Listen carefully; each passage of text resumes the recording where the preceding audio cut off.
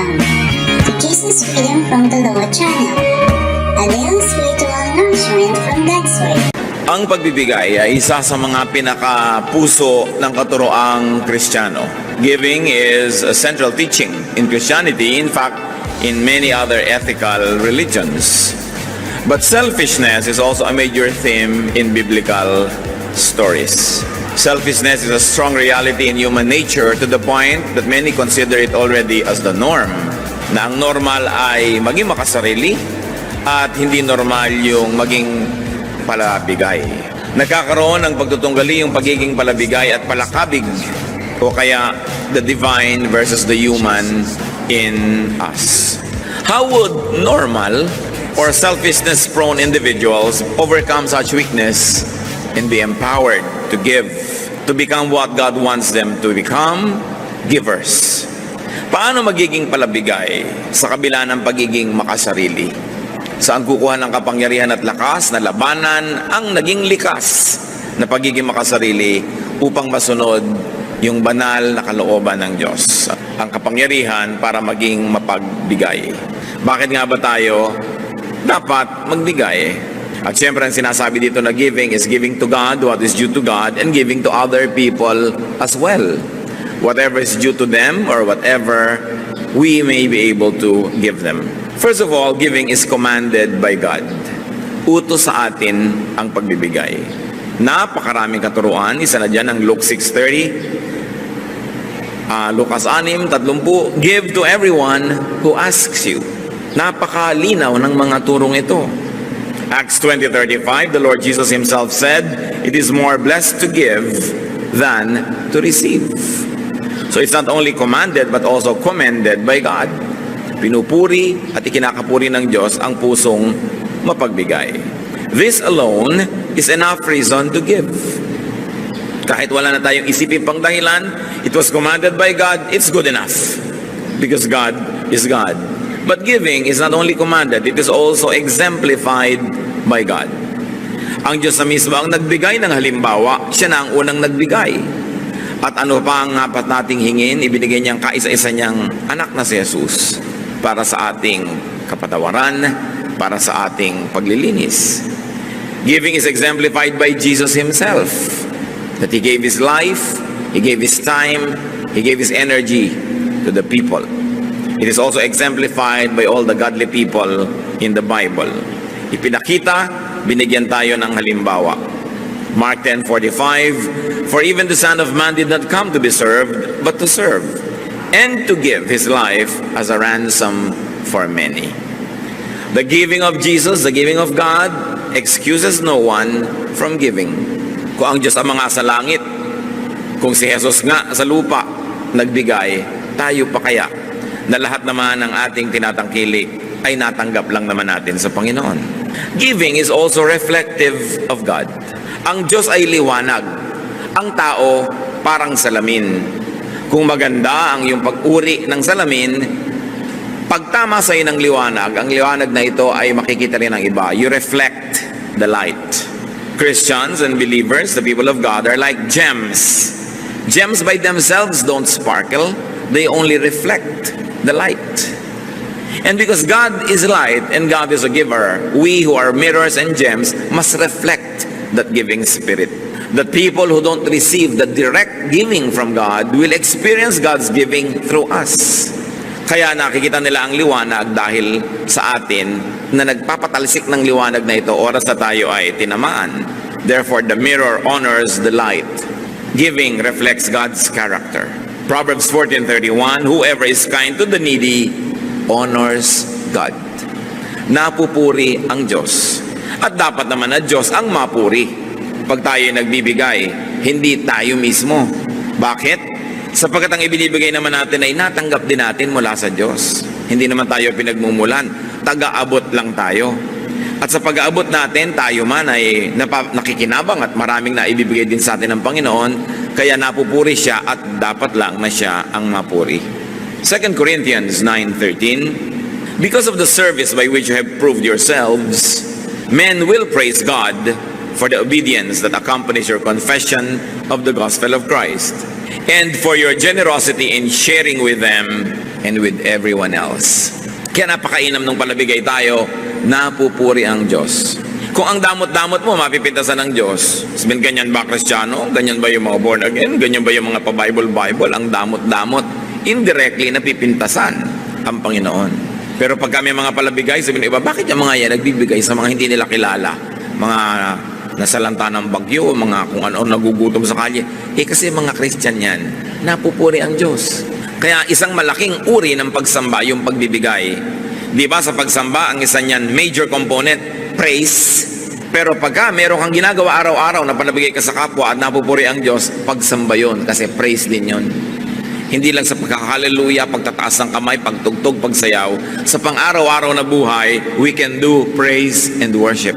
When God is praised and worshiped through our kindness. Giving also blesses the recipient. It spreads goods and goodwill. And beyond that, giving also blesses the giver. Kung merong napagpapala, pag may nagbibigay, unang-una na yung nagbibigay. Kasi kung hindi naman siya nabigyan na nauna pa, wala naman siyang ipapamigay. Kaya yun lang kakayahan niya na nagbibigay, ibig sabihin, nauna na siya ang tumanggap at siya ang na-bless. Pero hindi lang yun eh. Ang Panginoon kasi hindi ka lang binibigyan para ka makapagbigay. Pag nakapagbigay ka pa, lalo ka pa uling bibigyan. Paikot-ikot, paulit-ulit, walang katapusan yung cycle. Many of the things that God does is cyclical or are cyclical. Pagka ginawa mo ito magiging bunga. Pag nagtanim ka, aani ka. Pag umani ka, marami ka na naman buto, itatanim mo ulit. Pag itinanim mo, aani ka na naman, paulit-ulit. At ganun din yun. Binigyan ka ng Panginoon, nagbigay ka, bibigyan ka uli. Makakapagbigay ka tuloy na naman. At dahil nagbigay ka, bibigyan ka uli. But when you enter the cycle of poverty and the cycle of selfishness, magdadamot ka, hindi ka magbibigay, therefore hindi ka bibigyan ng Diyos. Lalo ka ngayong kinapos. At habang kinakapos ka, lalo kang dadamot. Dahil self-preservation yung iniisip mo. Habang dumadamot ka, lalong hindi ka na naman magbibigay. At lalong hindi ka nagbibigay, lalong hindi ka na naman makakatanggap. Palubog ka ng palubog sa ginagawa mong cycle of poverty. Samantalang kung giver ka, pataas ng pataas yung cycle of abundance. Luke 6:38, give and it will be given to you. A good measure, pressed down, shaken together, and running over will be poured into your lap. For with the measure you use, it will be measured to you. Lagi natin itong nadidinig. Sik-sik, lig-lig, umaapaw ang ibabalik sa iyo ng Diyos kung ikaw ay mapagbigay. Because giving sets a blessing machinery in motion. Pag nagbigay ka, para ka may pinindot na switch ng pabrika, aandar lahat yung mga parts noon, iikot, aandar ang ending, may lalabas na produkto, patungo dun sa bibigyan mo at patungo rin sa iyo at yung naluwalhati ang Diyos. Hindi mo pwedeng pigilin yon, automatic. Pag may ginawa kang mali, may itinanim ka, aandar yung makinarya, ang lalabas na bunga noon kaparusahan. Kung minsan matagal lang lumabas, akala mo lusot ka na. Pagka naman nagbigay ka, gumawa ka ng mabuti, pinindot mo rin yung automatic switch, aandar din yung makinarya ng Diyos, hindi yung titigil hanggang hindi lumalabas yung produkto. Pagpapala doon sa yung binigyan, pagpapala sa iyo at kaluwalhatian ng Diyos. Automatic. Kung minsan din, matagal lumalik yung gantimpala, akala mo wala na. Tapos sa panahon na gipit ka, nalimutan mo na meron ka palang points, biglang lumalabas yun. Maraming nagpapatotoo niyan. Mga hindi nila inaasahan kung saan nagmumula ng mga blessing. Tapos maalala nila, oo nga pala, somewhere in time, ako ay merong ginawang mabuti. At ang Diyos kasi hindi lumilimot sa ginagawang mabuti.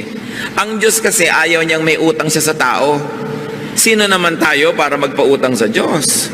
Papayag ba ang Diyos na siya may utang sa nilalang lang niya? So oras ay kayo nagbibigay at gumagawa ng mabuti, susuklian niya ng sobra-sobra para at the end of the day, ikaw pa rin ang may utang na loob at hindi siya. Napakasimple ng logic na yon. Hindi papayag ang Diyos na siya itong may utang sa tao. Kaya walang pagbibigay sa kapwa o sa Panginoon ang nakakalugi. Hindi ka papayagan ng Diyos na malugi at mapintasan mo siya. Dahil yan ang kanyang katuruan. Giving pleases God. Therefore, it opens the door to followership to Jesus. Yung mga iba gustong-gustong sumunod kay Jesus. Tulad ng isang mayamang lalaki, sabi niya, anong dapat kong gawin para makasama sa inyo? Matthew 19:21, Jesus answered, if you want to be perfect, go, sell your possessions and give to the poor, and you will have treasure in heaven. Then come, follow me. Ang gusto ni Jesus na kasama, mayayaman. pero mayayaman sa mabubuting gawa. Mayayaman sa kawang gawa, mayayaman doon sa mga tinatawag niyang kayamanan sa langit, treasure in heaven. Sabi nitong mayaman, gusto kong sumama sa inyo, ano bang dapat kong gawin? Sabi, pues ipamigay mo ang iyong kayamanan nang walang maging hadlang sa pagsunod mo. Marami pong tao hindi makakasunod dahil ayaw magpamigay. Pero kitang-kita natin dito, ginawa ni Lord na isang requirement, hindi sa lahat ito ha. Marahil na ang taong ito, sobrang din ang pag-ibig sa kayamanan niya na hindi niya pwedeng ibigin ng Diyos kasi sabay, dalawa yung iniibig mo. Pero kung malinaw naman sa iyo na Diyos ang nauuna mong iniibig, ngayon nagkataon ka namang mayaman din, hindi naman kailangan ipamigay mo lahat yan. Pero ang point, kung alam mo na ito nang nakakasagabal, naglalayo sa iyo sa Diyos, paano ka susunod sa Panginoon kung may iba kang sinusundan at magkaibang direksyon ang pinupuntahan nun at magkaibang tinig ang tumatawag sa iyo? Malungkot na umuwi ang lalaking yon kasi hindi niya nabitawan ang kanyang kayamanan. Sayang naman kasi halos 2,000 taon na ang nakalipas. Sasandali lang naman siyang nabuhay. Hindi pa niya ginamit yung sandali na yon para maging masunurin sa Panginoon. Na kung ang hinihingi ng Panginoon sa kanyang pagsunod natin sa kanya ay maging palabigay, this alone should motivate and inspire believers to give. What about the power to give? Bakit nating tinatawag na power ang nagbibigay? Sino po ang mas makapangyarihang tao? Yung kaya niyang manutok ng baril, bumaril ng kapwa, manakit, mangagaw, mangbuska, o yung mapagbigay? Higit na makapangyarihan yung mapagbigay. Bakit? Sapagkat tayo'y likas na mararamot. Tayo'y mga likas na makasarili. Selfishness is like the power of gravity. It is like the power of distorted natural law. It is the norm. It is what can be expected. Napakasama ng puso ng tao. Genesis 6:5, the Lord saw how great man's wickedness on the earth had become, and that every inclination of the thoughts of his heart was only evil all the time. Nakita ng Panginoon kung paano nahulog ang tao sa kasamaan na wala siyang iniisip kundi ang pagiging makasarili. Bakit ngayon malakas yung nakakapagbigay? Labanan mo yung force of gravity. Tatalon ka sa building pero hindi ka mahuhulog dahil there is so much power, tumataas ka pa nga, yun ang power. Yung merong kang gusto mo para sa sarili mo na ibibigay mo sa iyong kapwa, napaka makapangyarihan ka sa tulong ng Diyos. Yung mga magulang na kakainin na lang ibinibigay pa sa anak, napaka makapangyarihan ang kilos ng Espiritu sa ganung puso. Yun ang mga tunay na tagumpay. Yan ang tunay na sinasaluduhan na kapangyarihan. Yung matanggihan ang sarili at mapagbigyan ng kapwa. It takes so much resolve and energy and power to give. That is why giving is part of praise and worship. No true worshiper comes before God empty-handed. Kahit sa Biblia, sinasabi yun, huwag kayong haharap sa akin na wala man lang bit-bit. Why? Because giving is a triumph of the divine. Sa puso natin na may Espiritu ng Diyos at sa puso nating nananahan din ang Espiritu ng kasamaan, tuwing nagbibigay ka, ang nagtatagumpay ay yung Espiritu ng Diyos. Pero tuwing nagiging makasarili ka, ang nagtatagumpay, your dark side, the selfish side. Kaya isang pagsamba na may dala-dala kang offering. Kasi kung susundin mo lang sarili mo o si Satanas, hindi mo ibibigay yun. Panghihinayangan mo yun para sa sarili mo na lang.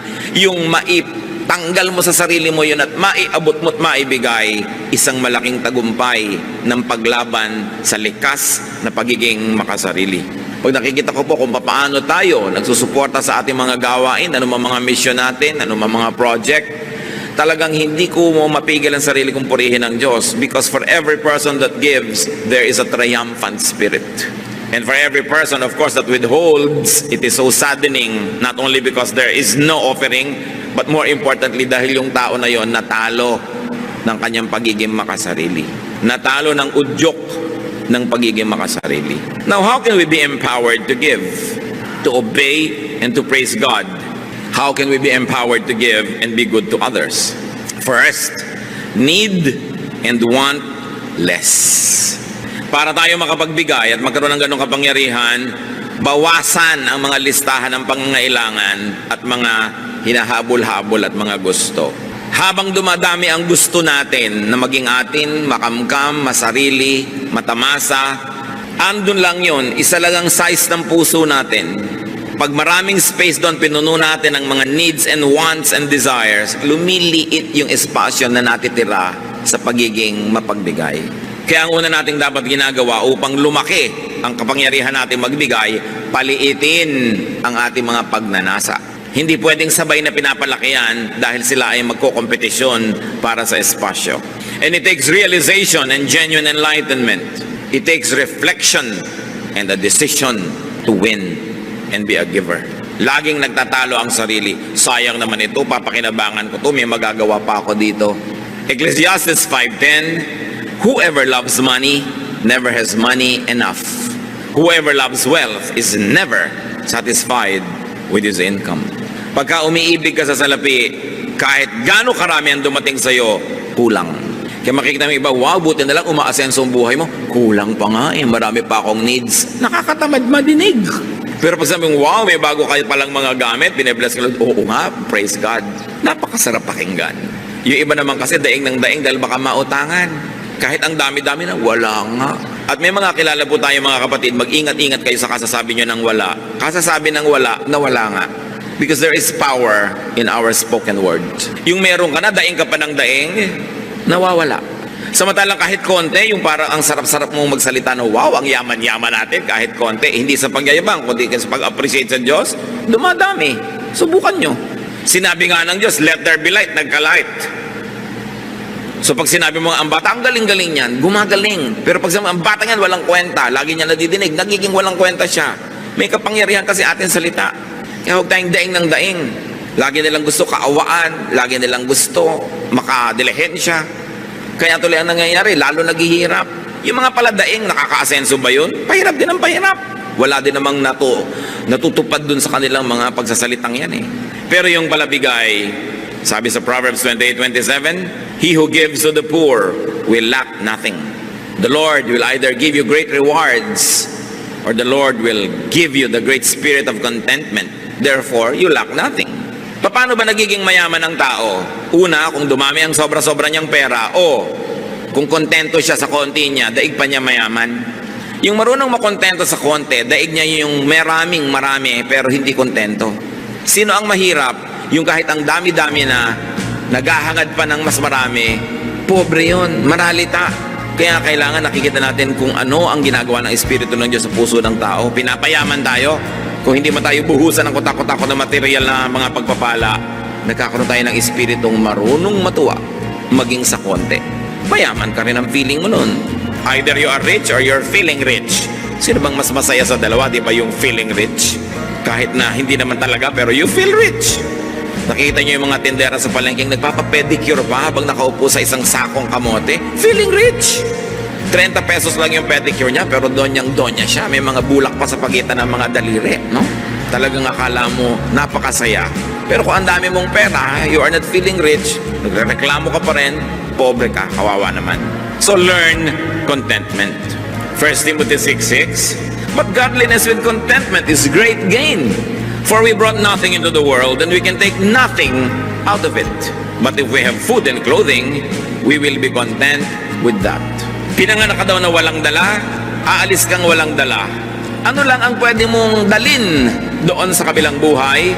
Yung naideposito mo habang nabubuhay ka dito sa bangko ng paggawa ng mabuti. Yung mga gumagawa ng mabuti, palabigay, nagde-deposit ang withdrawal sa langit. Hindi mo pwedeng dalin, pero pwede mong i-deposit habang nandito ka, doon na lang ang withdrawal. Pero yung dala-dala mong lahat na matay ka, wala kang madadala. Kasi sinasabi ni Lord, gather for yourselves treasures in heaven, na hindi kayo mananakawan at hindi uuurin o kakalawangin ang inyong mga kayamanan. Sabi ganun, kailangan ganun. Marunong ka magdeposito doon, marunong ka mag-impok doon sa eternal bank na napaka-importante. How else are we empowered to give? Natural, produce more. Anong ipapamigay mo kung wala ka namang sobra? Meron din naman, kahit kulang, nakakapagbigay pa rin tayo, pero iba na kung sobra-sobra. Ephesians 4:28, he who has been stealing must steal no longer, but must work, doing something useful with his own hands, that he may have something to share with those in need. Sabi, yung dati sa inyong mga tamad, walang ginawa kundi magnakaw lang o manghingi, magdilihensya.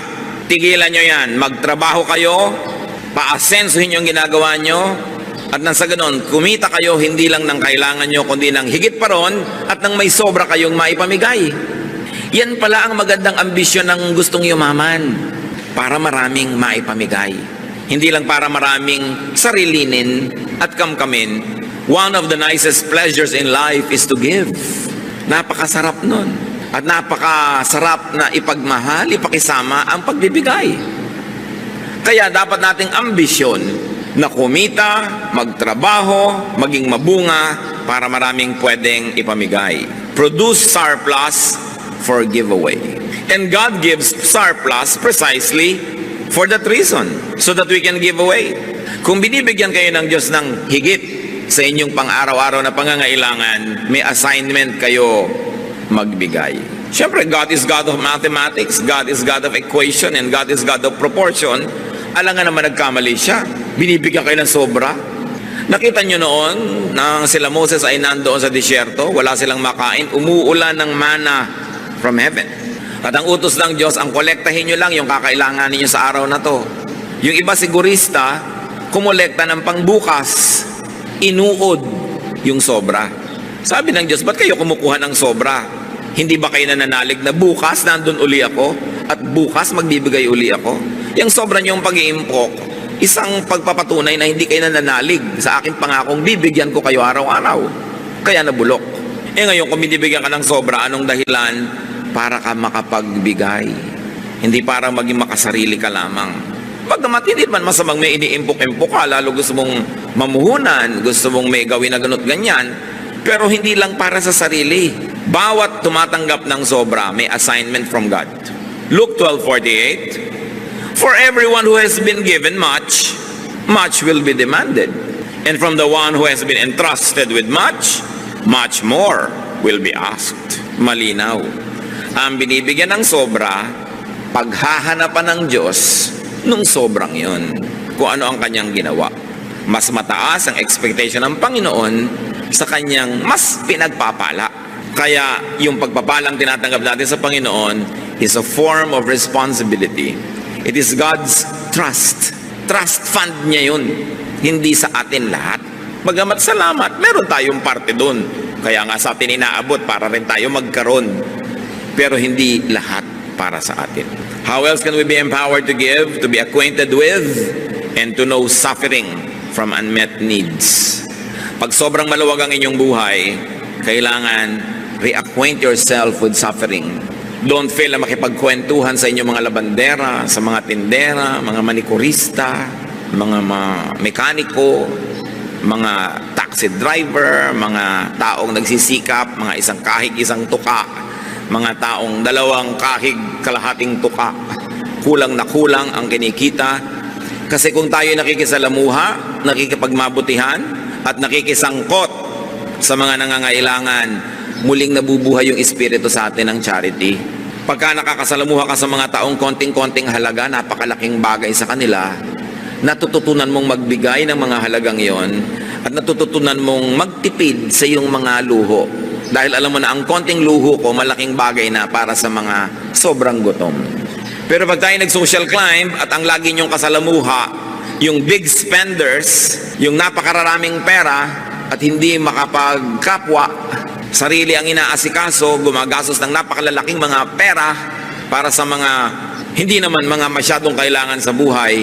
Pag yan ang lagi niyong kasama, kayo'y mamamanhid sa daing at pangangailangan ng mga kapuspalad.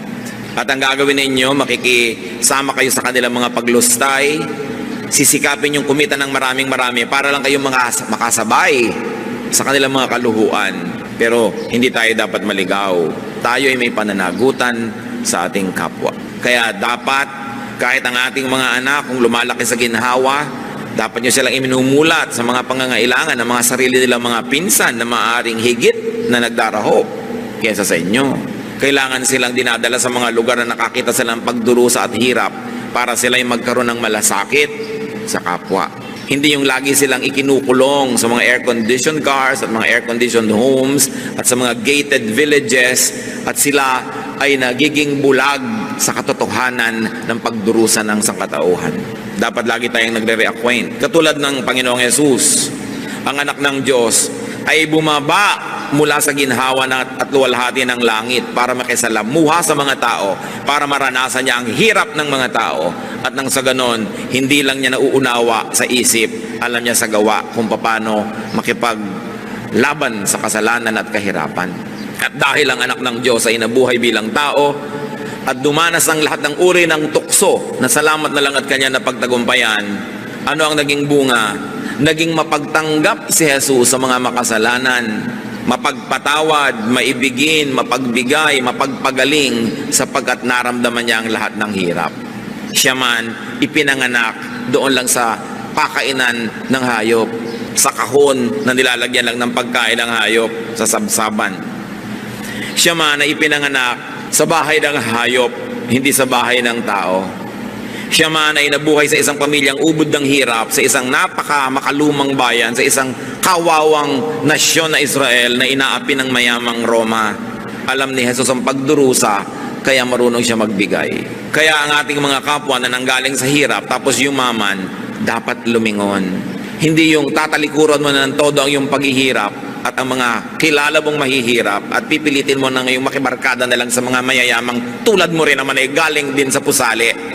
At pare-pareho kayo nagpapanggap at nagbubulag-bulagan sa mga pangangailangan ng iba. Dapat ngayon ang galing sa hirap ang mas mabuti sa mahirap. Kaya ito naman ang ginagawang pang-uutos sa atin ng mga politiko. Lahat galing sa hirap. Pero makikita ba natin talaga sa mga ginagawa nila ang malasakit sa mga mahihirap, liban na lang kung oras ng eleksyon? Pero ang totoo nun, meron silang pinefake. Kasi ang katotohanan, pag galing ka sa mahirap, you're qualified and you're empowered. At yung galing talaga sa mayaman, kahit naman siguro pa paano, may kamag-anak ka rin mahirap, alam mo rin kung paano maging mahirap. Dapat huwag tayong maging bingi. Ang Panginoon sa Hebrews 2:18 dinescribe, because He Himself suffered when He was tempted, He is able to help those who are being tempted. Dahil siya nakaranas ng mga panunukso, mabait siya sa mga nagkakasala at sa mga natutumba at nabubuwag. Dahil siya lang naman tong nanatiling nakatayo kahit natukso. Siya lang tong nanatiling walang kasalanan, lahat naapektuhan, lahat tinatamaan at nasasaktan at nagdurugo at nalulugmok at nadarapa. Ang naging epekto kay Jesus, ang pakikitungo niya sa mga makasalanang tao, naging mapagpatawad siya at mapalakupkop sa makasalanan. Hindi naging righteous. Ngayon, kung lagi ka lang nasa seminaryo, nasa loob ng simbahan o opisina ng simbahan, nasa mga toreng garing at mga tore ni David na antataas, relihiyosong-relihiyoso ka, ano nagiging bunga? Lalo ka ngayong mapaghusga, lalo ka mapagmataas at hindi ka makapagpasensya sa nagkakamali. Hindi yan ang example ni Jesus. Ang example niya, naunawa niya na mahirap magpakabanal, maging yung babaeng babatuhin dahil nahuli na sa akto ng pangangalo niya, sinanggahan pa niya. Pero sabi niya, sin no more. Naintindihan niya.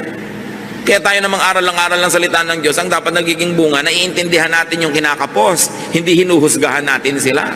Christians are a very peculiar people. We kill our wounded. Mabuti pa kumisan yung mga rebelde, yung mga kasama nilang nababaril, binubuhat. Tayo, pag may Kristyanong nabaril ng kaaway at nasugatan, niyuyurakan, pinagchichismisan, pinagpipiestahan. We kill our wounded. This is not the example of Jesus. The example is to be acquainted with suffering and weakness so that we can help those who suffer and those who are weak. Kaya kailangan maging matulungin. Pero hindi yan lahat eh. Kumisan ang nananaig lang sa atin yung ating dark side, but we have a bright side. Genesis 1:27, God created man in His own image. Merong bahagi ang Diyos na nabubuhay sa bawat puso ng bawat nilalang. We can be godly. We can be giving. If only we will allow that godly side to triumph. That's why giving by itself is the triumph of the godly side over the dark side. How else are we empowered to give? Know and understand yourself. Understand your position in God's economy. Sino ka ba talaga? Anong papel mo dito sa bundong nilikha ng Diyos? At ang lahat ng taong malinaw ang pag-iisip, we will realize that you are just a recipient of God's kindness. You are just a recipient of God's grace. Therefore, you are to be a channel of that same kindness and grace. Tumatanggap lang tayo. Kumisan sa tagal mo at dami ng tinanggap, nakakalimutan na natin yun. Akala natin tayo na nga yung hero, tayo na nga yung great. Pero tayo tumatanggap lang. At dahil doon, meron tayong pananagutan sa nagbibigay. Luke 14:13 to 14. But when you give a banquet, invite the poor, the crippled, the lame, the blind, and you will be blessed. Although they cannot repay you, you will be repaid at the resurrection of the righteous. Sasabihin ng mga tao, Pastor, yung po ba mga Christian nagdedebu? Yung po ba mga Christian naghahandaan? Yung po ba mga Christian nagpa-party? I say, yes, lalong dapat. Kasi mga anak tayo ng Diyos, dapat natin ipagdiwangan Diyos. Pero may pagkakaiba. Ang Kristiyano nagpa-party, nagluluto at naglalaan ng isang bahagi ng kanyang handa, ipinapakain niya sa mga kapuspalad na nandun sa mga lansangan. Ng mga Kristiyano at anak ng Diyos na naghahandaan, nagsasaya, laging may bahagi para ipamigay. Kasi mahirap naman yatang sundin yung hindi nyo kilalang lahat ng sinasabing poor, crippled, lame, blind nasa party nyo, di ba? Kahit gaano kayo kabanal, hindi naman siguro kayo sobrang mag-e-enjoy, ang daming hindi nyo kakilala. So anong gagawin nyo? Ipadala nyo yung dapat nyo ipakain kung saan man sila naroon.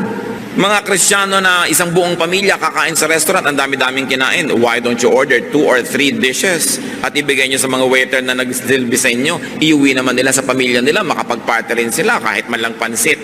Yun ang pinagkaiba. Ang mga Kristiyano kasi, may pagkakaiba, bagamat pare-pareho tayo ng ginagawa, meron ka laging kaibahan. At ano yun, ikay palabigay. Kahit pa nga, hindi naman sobra. Sabi ni Job 1:21, naked I came from my mother's womb, naked I will depart. So don't take it all, and don't hold on too tightly. Huwag masyadong mahigpit ang hawak. Ang totoo niyan, dahil tayo makasalanan, we don't really deserve all the good we receive. We don't really deserve all the good we desire. Romans 3:12, all have turned away. They have together become worthless. There is no one who does good, not even one. So what is a great lie or kasalanan? That you deserve the good life. What we deserve is hell. Yan ang totoo nun. Dahil patuloy tayo nagkakasal at kinakapos. Kaya mga advertisement ng maluluhong mga bahay, kondo, maluluhong mga salon, spa, laging, you deserve the good life. Scientific ang mga advertising, ha? Ba't nila sinasabing you deserve? Kasi maraming kliyente, pag gumagastos ng marami talaga, nagigilty. Kaya para talikuran mo na yung guilt mo, sige na, gumastos ka na, you deserve it. Paulit-ulit yon. The life you deserve. The home you deserve. Di ba? Katulad nung mayamang lalaki na akala niya siya na talaga ang hero kung ba't siya yumaman sa Luke 12:19. Matapos siyang ang daming inani, inipon niya, nagdagdag pa siya ng mga bodega, and I'll say to myself, you have plenty of goods laid up for yourselves for many years. Take life easy, eat, drink, and be merry. Pero siya itinuwid ng Diyos. Sabi ng Lord, you fool, that's not the way. Not just because you work so hard, you have already earned it. The lie that we deserve good things desensitizes us to want, to get, and to waste more. Yung I deserve it naman eh. I worked so hard, so I deserve this. We are not really that good. Kuminsan dumadating sa'yo ang daming pagpapala, ang daming mga material blessings, maraming success. Dapat mong huwag makalimutan, pinagpapala ka lang. O tulad ng sinasabi ni Solomon, well, sinuwerte ka lang. Huwag ka maniwala na ikaw talaga lahat ang dahilan kung bakit ka matagumpay. Sabi niya sa Ecclesiastes 9:11, I have seen something else under the sun.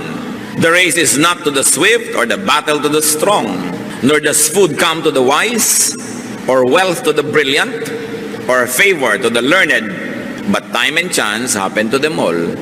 Yan, naobserbahan ko yan. Hindi naman lahat ng mabilis tumakbo na nanalo sa karera. Hindi naman kung matalino ka, ikaw ang may kakaining masarap. Hindi kung ikaw ay matalino, yayaman ka. Sabi ganon, tsamba-tsamba kumisan. Panapanahon, swerte-swerte. Time and chance happen to all. At lahat sa atin na nagtagumpay at patuloy na nagtatagumpay, alam nyo, ang laki ng element ng chance. Kung hindi man chance, well, binless kayo ni Lord, pinlano niya. Pero kung hindi, sabi ni Solomon, hindi ka naman nanalo dahil ikaw yung pinakamagaling eh. Hindi, minsan naman, ikaw yung nakukuha. Kahit yung offer mo, hindi pinakamaganda. Sabi gano'n, nagkakataon. O kung hindi man nagkataon lang, talagang Diyos ang may bigay. Lalong, dapat ka maging humble, huwag ka maging mayabang. Sasabihin mo, I deserve this. Dahil hindi naman lahat ng nagsisikap, umaasenso ah. Hindi lahat ng nagtatrabaho ng mabuti, nagkakaroon ng mga reward agad. May X factor yan na hindi natin alam that should keep us humble. Hindi ko man nag-top ka sa board o sa bar, ang galing mo. Nagkataon na yung pinag-aralan mo, yun ang natanong. Hindi naman kung bumagsak ka, hindi ka na marunong. Ang dami-dami mong alam, yung pag hindi mo alam ang naitanong-tanong. Maraming ganyan. Kaya kailangan talaga lagi kang umaasa sa pagpapala ng Diyos. And that we should always be humble, and we must be less and less selfish. Everything good that you have came and comes from God. Ecclesiastes 5:19, God gives man wealth and possession and enables him to enjoy them. This is a gift of God. Regalo. James 1:17, every good and perfect gift is from above, coming down from the Father. So a realistic, humble, and grateful attitude necessitates and empowers giving. Pagka makatotohanan ang pagkakilala mo sa iyong sarili, ikay mapagpakumbaba at tumatanaw ng utang na loob sa Diyos, magkakaroon ka ng lakas para maging mapagbigay. The godly way to react to so much suffering and needs around us is to give more. Giving, by the way, is not only for the rich, it is also for the unrich. Akala natin yung mga mayayaman lang ang dapat magbigay. Kaya sa maraming churches, yung konting pamilyang may kaya, sila na lang lagi ang taya. Yung iba lagi na lang, ay mayaman si sister ganun, mayaman si ka ganun. Mark 12:42-44, sa offering, inobserve ni Lord yung mga tao, but a poor widow came and put in 2 very small copper coins, worth only a fraction of a penny. Calling his disciples to him, Jesus said, I tell you the truth, this poor widow has put more into the treasury than all the others. They all gave out of their wealth, but she out of her poverty put in everything, all she had to live on. Binibilang pala ng Panginoon yung mga hinuhulog ng mga tao doon sa offering box. Siyempre yung mayayaman, yung mga supot nila ng mga punong-puno ng mga silver, mga gold, mga coins, pag lumaglag yun doon sa loob, ang lakas ng tunog. Merong isang babaeng ubod ng hirap, balo, naglaglag lang siya ng 2 pagkanipis-nipis na barya. Siguro manipis pa sa pinipig. Wala man lang tunog. Pero sabi ni Jesus, kita niyo yung babaeng yon? Yan ang pinakamalaking donor ng church na to. Ha? Ang liit nga ng binigay. Bakit siya ang pinakamalaking donor? Lahat binigay niya, wala nang natira sa kanya. Ang binibilang pala ng Panginoon, hindi yung inilagay mo, kundi yung natira pa sa'yo, matapos ka maglagay. At doon nakabase sa kanya kung sino ang biggest donor. Nakikita natin, giving is not only for the rich. Giving is for everybody. From each according to ability. That is how it should be. So you can give from your own neediness. Hindi yan excuse. Nung nagkaroon ng kontribusyon ng mga churches all over the known world, pati yung mga poor churches, akala nyo exempted? Hindi. Merong isang super hirap na church na puri masyado. Kasi hindi siya nagpa-exempt dahil mahirap siya. Siya pa ang nagpilit na isali siya sa mga magbibigay sa pangangailangan. 2 Corinthians 8:2. And now, brothers, we want you to know about the grace that God has given the Macedonian churches.